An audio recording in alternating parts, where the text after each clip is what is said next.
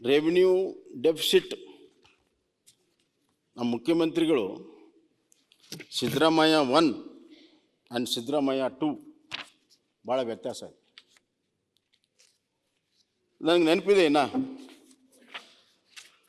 1994 ಅವರು finance minister ಆಗಿದ್ದರು. ಆವಾಗ ಡೆಫಿಸಿಟ್ ಬಜೆಟ್ ಇತ್ತು.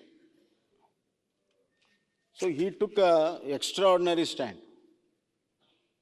ಆ ಸಂದರ್ಭದಲ್ಲಿ ಪ್ಲ್ಯಾನ್ ಆ್ಯಂಡ್ ನಾನ್ ಪ್ಲ್ಯಾನ್ ಅಂತಿತ್ತು, ಈಗ ಅದೆಲ್ಲ ಹೋಗಿದೆ. ಆ ಸಂದರ್ಭದಲ್ಲಿ ಪ್ಲ್ಯಾನ್ ಸೈಜನ್ನು ಕಟ್ ಮಾಡಿ, ಯಾವ ಮುಖ್ಯಮಂತ್ರಿಗಳು ಪ್ಲ್ಯಾನ್ ಸೈಜ್ ಕಟ್ ಮಾಡೋಕ್ಕೆ ಒಪ್ಪೋದಲ್ಲ, ಹಿಂದಿನಕ್ಕಿಂತ ಜಾಸ್ತಿನೇ ಬೇಕು ಅಂತಾರೆ. ಆದರೆ ಅವತ್ತು ಪ್ಲ್ಯಾನ್ ಸೈಜ್ ಕಟ್ ಮಾಡಿ ಅದನ್ನು ಸರ್ಪ್ಲಸ್ಸಿಗೆ ತಂದರು. ಅಂದರೆ ಎಕನಾಮಿಕ್ ಡಿಸಿಪ್ಲಿನ್ ತಂದರು. ಒಂದು ವರ್ಷ ನಾವು ಕಠಿಣವಾಗಿ ಎಕನಾಮಿಕ್ ಡಿಸಿಪ್ಲಿನ್ ತರೋಣ, ನಮ್ಮ ಪ್ಲ್ಯಾನ್ ಸೈಜ್ ಕಡಿಮೆ ಆದರೂ ಚಿಂತಿಲ್ಲ ಅನ್ನುವಂಥ ತೀರ್ಮಾನ ಅವ್ರು ಮಾಡಿದ್ರು. ಆದರೆ ಸಿದ್ದರಾಮಯ್ಯ 2 ಏನು ಹೇಳ್ತಾರೆ?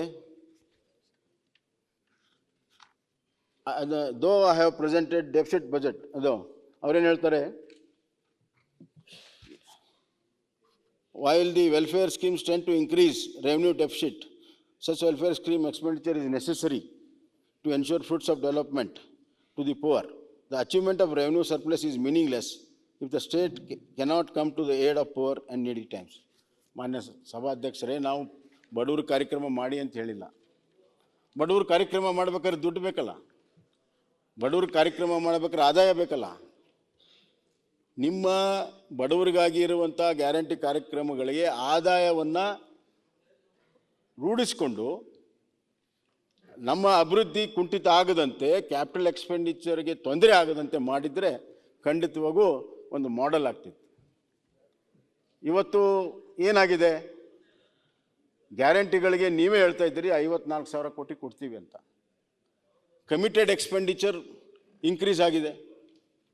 ಇದರಿಂದ 103% ಕಮಿಟೆಡ್ ಎಕ್ಸ್ಪೆಂಡಿಚರ್ ಆಗಿದೆ ಟು ರೆವೆನ್ಯೂ ರಿಸಿಟ್ಸ್. ಇನ್ನು ಅಭಿವೃದ್ಧಿಗೆ ಎಲ್ಲಿದೆ ದುಡ್ಡು? ನ್ಯೂಸ್ ಫಸ್ಟ್, ನಿರ್ಭೀತಿಯಿಂದ ನಿಮ್ಮ ಪರವಾಗಿ.